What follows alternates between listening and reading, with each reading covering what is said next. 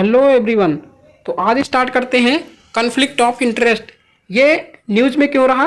क्योंकि अभी हिंडनबर्ग की रिपोर्ट आई, उसमें सेबी की जो चेयरमैन हैं वो इन्वॉल्व हैं। जो अडानी ग्रुप के जो शेयर हैं उन्हें परचेज कराया अपने हस्बैंड को। ठीक है, तो ये इसके दायरे में आता है कॉन्फ्लिक्ट ऑफ इंटरेस्ट के। ठीक है, तो इसे देखते हैं क्या होता है कॉन्फ्लिक्ट ऑफ इंटरेस्ट, और इसकी जो भी गाइडलाइंस होंगी वो सब देखेंगे। ठीक है, तो कॉन्फ्लिक्ट ऑफ इंटरेस्ट क्या होता है कि a conflict of interest arises in a situation where a person or organisation has competing interest or loyalties.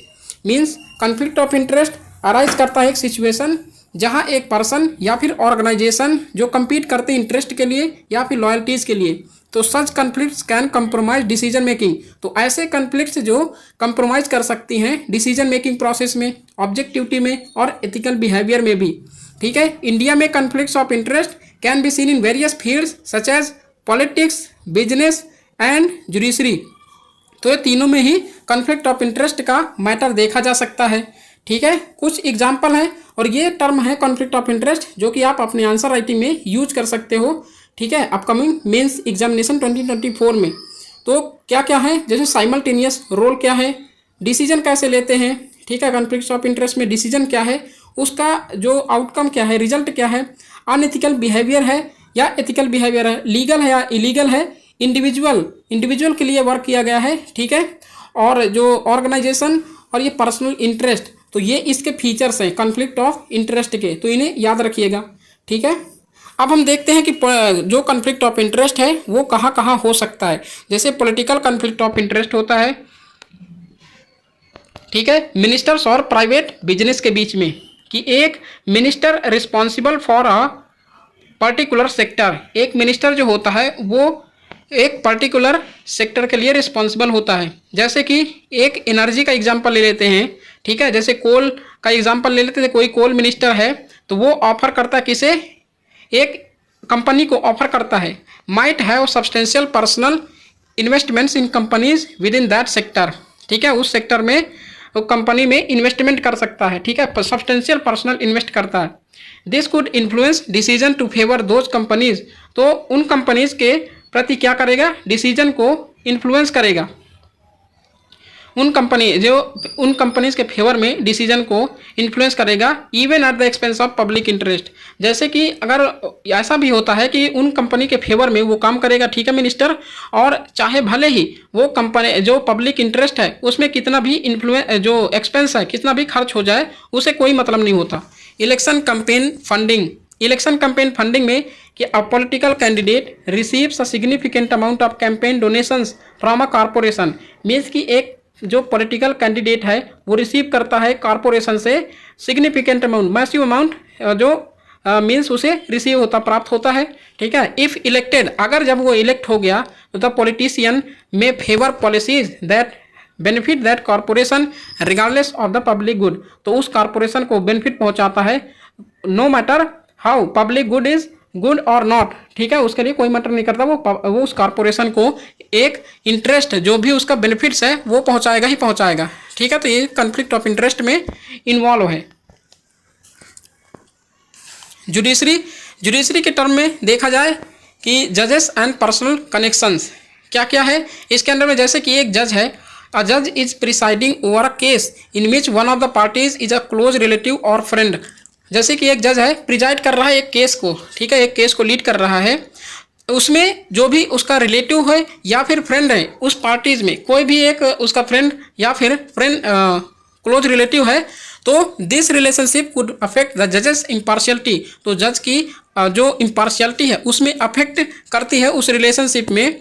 ठीक है, तो leading to a based verdict, तो ये वर्डिक्ट उसमें लीड करेगी। पोस्ट रिटायरमेंट जॉब्स फॉर जजेस, पोस्ट रिटायरमेंट जॉब्स, जब जजेस की पोस्ट रिटायरमेंट जॉब होती है तो उसमें क्या होता है कि एक सिटिंग जज might be offered a high paying job और a government position post retirement. ठीक है, तो पोस्ट रिटायरमेंट के बाद एक जज को ऑफर किया जाता है हाई पेइंग जॉब के लिए या फिर गवर्नमेंट पोजीशन के लिए। ठीक है, तो which could influence their rulings while still in office to curry favour with the potential employers. ठीक है, यहाँ पर कैरी है। ओके, तो which could influence their rulings, तो वो अपनी रूलिंग को, उनके रूलिंग को क्या करेगा, इन्फ्लुएंस कर सकता है। While still in office to curry favour with potential employers, potential employers के फेवर में वो क्या कर सकता है कि अभी भी फेवर कर सकता है। ठीक है, नेक्स्ट है हमारा कारपोरेट सेक्टर। कारपोरेट सेक्टर में जैसे कि आप सिंपल सा एक एग्जांपल पहले पढ़ लेते हैं। ठीक है, corporate executives and insider trading. A CEO of a company has access to confidential information that could affect the company's stock price. Means एक CEO, कंपनी का एक CEO है जो एक्सेस करता है कॉन्फिडेंशियल इंफॉर्मेशन को।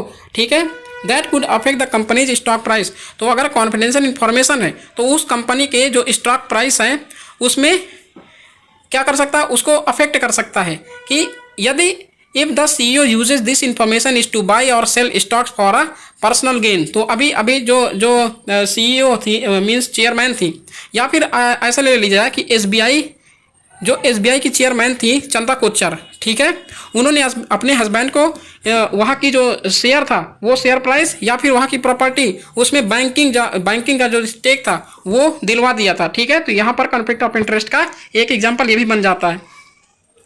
Board members and multiple directorships. एक board member of one company also serves on the board of a competing firm. Means कि एक बोर्ड मेंबर कहाँ का, जैसे कि एक कंपनी का एक बोर्ड मेंबर है वो सर्व करता है board of a company firm, एक कंपीटिंग फर्म में भी वो सर्विस कर रहा है। ठीक है, तो decisions made in one company could be influenced by the interest of other. तो डिसीजन जो होंगे, जो भी डिसीजन होगा वो बोर्ड मेंबर, जो मेंबर है एक उन बोर्ड मेंबर्स में, ठीक है, बोर्ड मेंबर का, तो वो उनके जो इन्फ्लुएंस हो, जो इंटरेस्ट होगा वो इन्फ्लुएंस होंगे potentially harming both companies and share holders. तो जो पोटेंशियली हार्मिंग बोथ कंपनीज, दोनों कंपनियों को और शेयर होल्डर्स को पोटेंशियली लॉस भी होगा। ठीक है, हार्म होगा। नेक्स्ट है हमारा मेडिकल एंड फार्मास्यूटिकल इंडस्ट्री।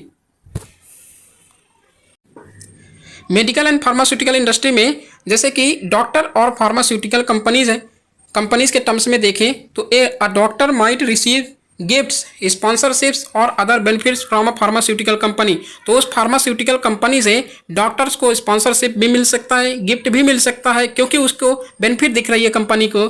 ठीक है, तो this could influence the doctor to prescribe medications from that company. तो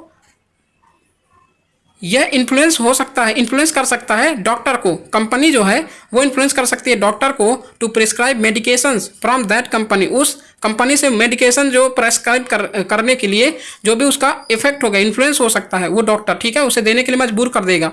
even if they are not the best option for the patient. तो पेशेंट के लिए चाहे वो अच्छी हो चाहे खराब हो उसे कोई लेना देना नहीं है, क्योंकि यहाँ पर कॉन्फ्लिक्ट ऑफ इंटरेस्ट का केस आता है। नेक्स्ट है क्लिनिकल ट्रायल्स कि a researcher conducting a clinical trial on a new drug might have financial interest in the pharmaceutical company that produces the drug.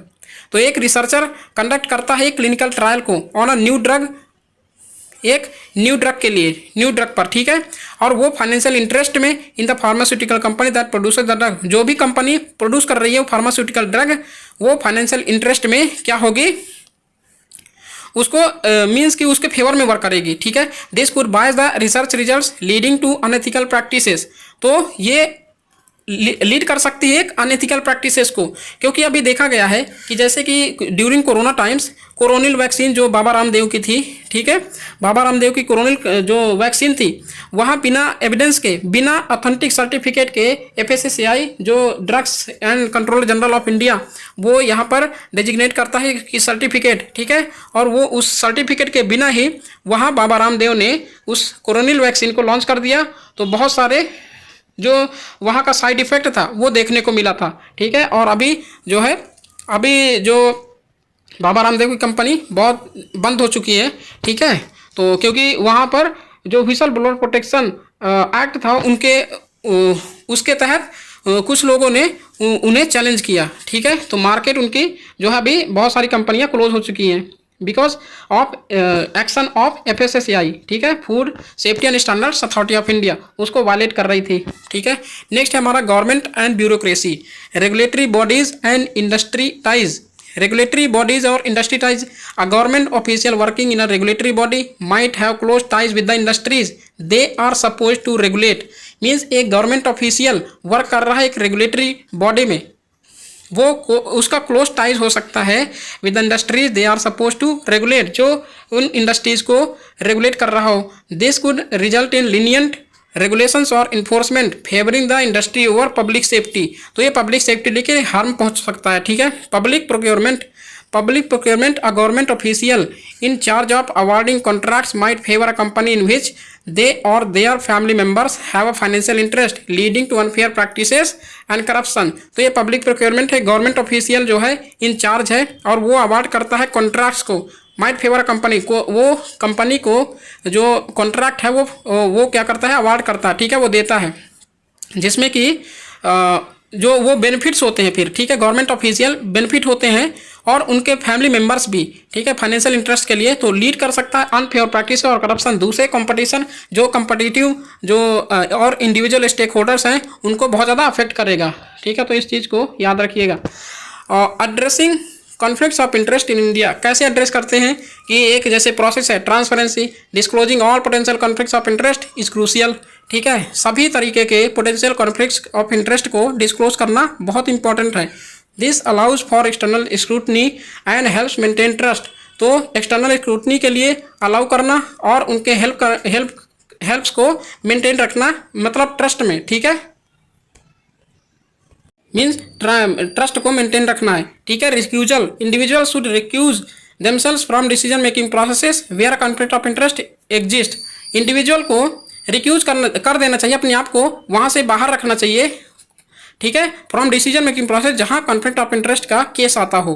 और regulations and laws, India has various laws and guidelines. तो India में बहुत सारे laws और guidelines हैं जो manage करते हैं कॉन्फ्लिक्ट्स ऑफ इंटरेस्ट को, जैसे कि prevention of corruption act 1988 and the guidelines provided by the regulatory bodies like SEBI for corporate governance. But SEBI अभी जो इन्वॉल्व है कॉन्फ्लिक्ट ऑफ इंटरेस्ट में, जैसे कि यहाँ की जो हाई प्रोफाइल ऑफिशियल्स हैं, गवर्नमेंट ऑफिशियल्स हैं, वही करप्शन में इंडल्ज होंगे, वही करप्शन में इन्वॉल्व होंगे।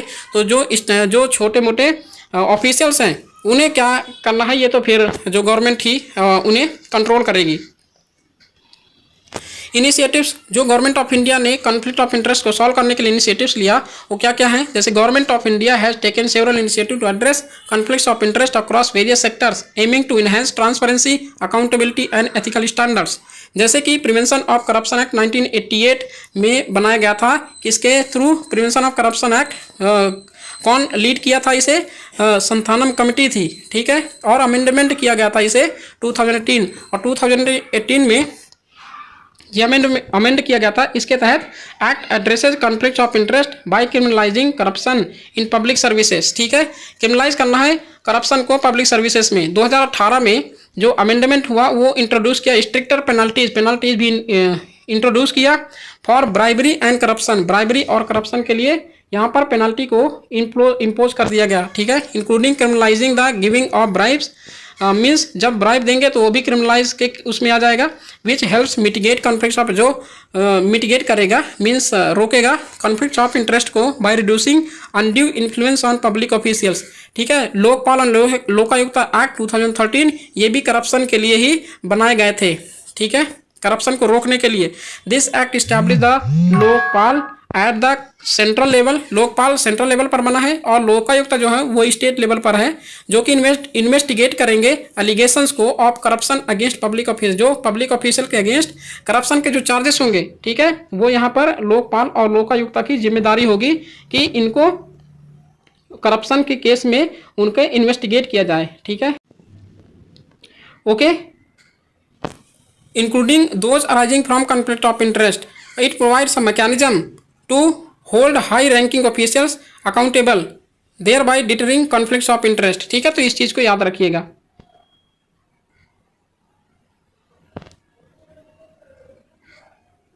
नेक्स्ट है सेंट्रल विजिलेंस कमीशन। ये सेंट्रल विजिलेंस कमीशन जो संथानम कमेटी थी, उन्होंने रिकमेंडेशन दिया था सेंट्रल विजिलेंस कमीशन बनाने के लिए, और ये 1962 में बन चुका था। ठीक है, करप्शन के अगेंस्ट, जो करप्शन को इन्वेस्टिगेट करने के लिए। ठीक है, CBC is an independent body established to oversee and ensure integrity in public administration. Integrity maintain करना है पब्लिक एडमिनिस्ट्रेशन में, ये इंश्योर करना है किसका? सीबीसी का। It addresses conflicts of interest bye promoting transparency and accountability in government operations. जो transparency और गवर्नमेंट अकाउंटेबिलिटी है वो गवर्नमेंट ऑपरेशंस में मेंटेन करना है इसे। ठीक है, investigating corruption and recommending corrective actions. और नेक्स्ट है हमारा disclosure of interest by public officials. Government officials are required to disclose their financial interest including investments, assets, business interest to prevent conflict of interest. Means कि government officials को जरूरत होगी disclose करने की अपने फाइनेंशियल इंटरेस्ट को, जैसे कि इंटरेस्ट, इन्वेस्टमेंट्स, असेट्स और बिजनेस इंटरेस्ट, जहाँ जहाँ वो बिजनेस कर रहे होंगे, जिनका जितना भी उनका असेट्स हो और जो भी उनका इन्वेस्टमेंट हो। ठीक है, प्रिवेंट करना है किसे? कॉन्फ्लिक्ट ऑफ इंटरेस्ट को। This transparency helps in identifying and managing potential conflicts before they influence decision making. वो डिसीजन मेकिंग के पहले ये सब चीज़ उन्हें कर लेना है। ठीक है, पोटेंशियल मैनेज करना है और उन सब चीज़ों को ट्रांसपेरेंसी तरीके से आइडेंटिफाई करना है। नेक्स्ट है हमारा code of conduct for ministers and civil servants. The government of India has established codes of conduct for ministers and civil servants which include provisions to avoid conflicts of interest. जो कि government of India establish किया है codes of conduct को minister के लिए और civil servants के लिए, जो इंक्लूड करेंगे क्या? Provisions to avoid conflict of interest. तो इनके बीच में ये मेंटेन रहे। ठीक है, अवॉइड करना है कॉन्फ्लिक्ट ऑफ इंटरेस्ट को। These codes require officials to act with integrity, avoid situations where personal interest conflict with public duties and recuse themselves from decision where a conflict exists। Whistle blower protection act नया 2014 में आया था और इसे अभी तक पास नहीं किया गया। ठीक है, this act provides means whistle blower protection act 2013 तक हुआ, जो इसे पास नहीं किया, बट 2014 में यह विसल ब्लोअर प्रोटेक्शन एक्ट पास कर दिया गया था। ठीक है, तो एक एक्ट बन गया था। This act provides protection to individuals who expose corruption. ये एक्सपोज करप्शन, ये जो हिंडनबर्ग रिसर्च है, ये एक तरीके का विसल ब्लोअर केस है। ठीक है, वहाँ पर जो अडानी जो ग्रुप है उसे उजागर किया है। Abuse of power, expose corruption, abuse of power और conflict of interest in government organisations by safeguarding whistle blowers. The act encourages the reporting और conflict of interest and unethical behaviour without fear of retaliation. ठीक है, तो इस चीज़ को याद रखना। ऐसा ये केस होता है विसल ब्लोअर प्रोटेक्शन एक्ट का। और इसके अंडर में ऐसे इसके जो पहले जब एक्ट नहीं बना था, इसके पहले बहुत सारे सिविल सर्वेंट और बहुत सारे जो करप्टलेस जो यहाँ पर एक्शन लेने वाले लोग थे, वो काफ़ी ज़्यादा उनको थ्रेट पहुँचाया गया। ठीक है, और बहुत की डेथ भी हो गई थी। तो इस चीज़ को याद रखिएगा। ठीक है, हमारा 7 नंबर है, क्या है? गवर्नमेंट का initiative corporate governance guidelines by SEBI. अब सेबी द्वारा जो गाइडलाइंस दी गई हैं, सेबी की वायलेशन जो अभी खुद कर रही है। ठीक है, और गाइडलाइंस भी हैं सेबी की कि securities and exchange board of India, यहाँ देखिए एक्ट के अंदर जो भी बना है उसे कोई बच नहीं पाएगा, कोई भी हो। Securities and exchange board of India has issued guidelines to improve corporate governance in public and private companies. जो इशू करना है, इंप्रूव करना है कॉर्पोरेट गवर्नेंस को पब्लिक और प्राइवेट कंपनीज में। ठीक है, these guidelines require companies to have independent directors, ensure transparency in decision making and disclose potential conflicts of interest particularly for board members and executives। ठीक है, next है हमारा public procurement policy and e procurement. Government has implemented, तो government implement करा है क्या? E procurement systems को और स्ट्रिक्ट पब्लिक प्रोक्योरमेंट पॉलिसीज़ को बनाया है टू इंश्योर करने के transparency in awarding contracts. These measures are designed to prevent conflicts of interest. ये मेजर जो डिजाइन किए गए हैं प्रिवेंट करने के लिए क्या? कॉन्फ्लिक्ट ऑफ इंटरेस्ट को by making the procurement process more transparent and reducing the influence of personal connections in decision making. ठीक है, तो इस चीज़ को याद रखिएगा। और ये हमारा एथिक्स कमेटी भी पार्लियामेंट की है, जो कि कॉन्फ्लिक्ट ऑफ इंटरेस्ट को लोकसभा और राज्यसभा में जो दोनों हाउसेस हैं उनके कंटेस्ट में क्या करना है? कॉन्फ्लिक्ट ऑफ इंटरेस्ट को रोकना है। और judicial accountability and standard act जो बना है ये भी यहाँ पर रोल प्ले करता है। हमारा जो आरबीआई की गाइडलाइंस है वो कॉन्फ्लिक्ट ऑफ इंटरेस्ट पर क्या है कि वहाँ पर भी जो कॉन्फ्लिक्ट ऑफ इंटरेस्ट होता है बैंकिंग सिस्टम में, जैसे चंदा कोचर ने वो से स्टेक दे दिया था एसबीआई का, ठीक है, अपने हस्बैंड को, तो वहाँ पर ये डिसीजन मेकिंग प्रोसेस जो है ये आरबीआई की गाइडलाइंस है कि वहाँ पर कॉन्फ्लिक्ट ऑफ इंटरेस्ट को रोका जाए। नीति आयोग की जो इनिशिएटिव्स हैं गवर्नेंस में, ठीक है, वो भी कि as part of its good governance initiative, जो गवर्नेंस को गुड गवर्नेंस के उसमें बनाना है, ठीक है, अब advocates for reducing conflict of interest in public private partnership, जो पीपीपी मॉडल है उसमें प्राइवेट जो कॉन्फ्लिक्ट ऑफ इंटरेस्ट है उसे मेंटेन रखना है, ठीक है, ट्रांसपेरेंसी और अकाउंटेबिलिटी के प्रैक्टिस से मतलब इस चीज़ को प्रमोट करना है, ट्रांसपेरेंसी और accountability and stakeholder engagement in minimise conflicts, ठीक है। यहाँ पर आप कंक्लूजन दे सकते हो, कोई भी अगर मीन्स में अगर कोई क्वेश्चन पूछा जाए तो managing conflicts of interest is critical in maintaining ethical standards across all sector in India. ये स्मॉल कंक्लूजन है, आप बड़ा कंक्लूजन दे सकते हो, ठीक है। तो प्रीवियस ईयर आप क्वेश्चन देखो कि पास्ट में 2018 और 2017 में आया था 2 क्वेश्चन, ठीक है। तो पहला क्वेश्चन है what is meant by conflict of direct question दिया गया था, ठीक है। इलस्ट्रेट विद एग्जांपल्स जैसे मैंने आपको 5 to 6 एग्जांपल दिया। The difference between the actual and potential conflicts of interest, actual और पोटेंशियल कॉन्फ्लिक्ट्स ऑफ इंटरेस्ट में क्या डिफरेंसेस है ये आपको लिखना था। Conflict of interest in public sector arises when official duties, public interest, personal interest, ये 3 जो है इनको पब्लिक सेक्टर जो अराइज किया है उसमें कॉन्फ्लिक्ट ऑफ इंटरेस्ट को मेंटेन मतलब डिफाइन करना था, ठीक है। Are taking priorities means official duties, public interest and personal interest are taking priority one above the other means एक दूसरे के ऊपर, यानी कि ऑफिशियल ड्यूटीज़ को मेंटेन रखना, पब्लिक इंटरेस्ट और पर्सनल इंटरेस्ट ये सबको एक दूसरे के अबाव रखना है। How can this conflict in administration be resolve, कैसे एडमिनिस्ट्रेशन में इस कॉन्फ्लिक्ट को रिजॉल्व कर सकते हैं, डिस्क्राइब विद सूटेबल एग्जाम्पल्स। तो ये आप यहाँ पर लिख सकते हैं, जैसे पीवाईक्यू में 2 क्वेश्चन दिए थे, ठीक है, आए थे। तो आप कॉन्फ्लिक्ट ऑफ इंटरेस्ट की बहुत इंपॉर्टेंट चैप्टर है, बहुत इंपॉर्टेंट टॉपिक है, ठीक है। तो इस चीज़ को याद रखना। तो मिलते हैं नेक्स्ट लेक्चर के साथ, ठीक है। तो आप इसमें आप अपनी नोट्स में जो भी बना रखे हो तो इसे ऐड कर सकते हो, ठीक है। Okay, thank you for watching, have a great day.